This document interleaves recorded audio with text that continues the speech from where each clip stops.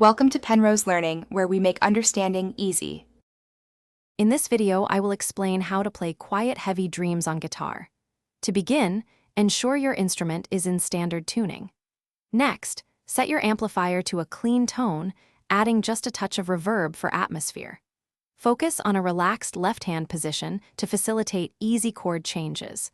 We will start by breaking down the main arpeggiated riff, practicing it at a very slow tempo to build accuracy and precision. This foundational step is crucial for mastering the piece. The core of Quiet Heavy Dreams lies in its main arpeggiated riff. This section predominantly utilizes an E minor 7 chord shape, played across the top 4 strings. Focus on plucking each note cleanly and individually, ensuring no strings buzz. Maintain a consistent, even rhythm as you move through the pattern.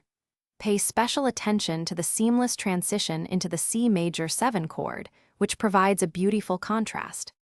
To truly bring Quiet Heavy Dreams to life, focus on dynamics and expression. Experiment with varying your picking attack. Play some sections softer and others with a bit more emphasis. Introduce subtle vibrato on sustained notes to add warmth and character.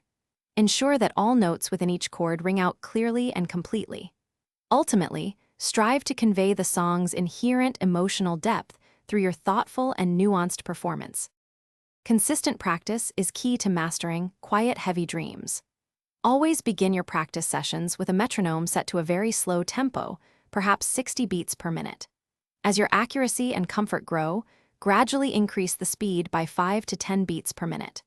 Recording yourself playing can provide invaluable feedback, highlighting areas needing more attention. Remember to enjoy the journey of learning this beautiful and intricate guitar piece. Thanks for watching. If this was helpful, leave a like and consider subscribing. See you next time.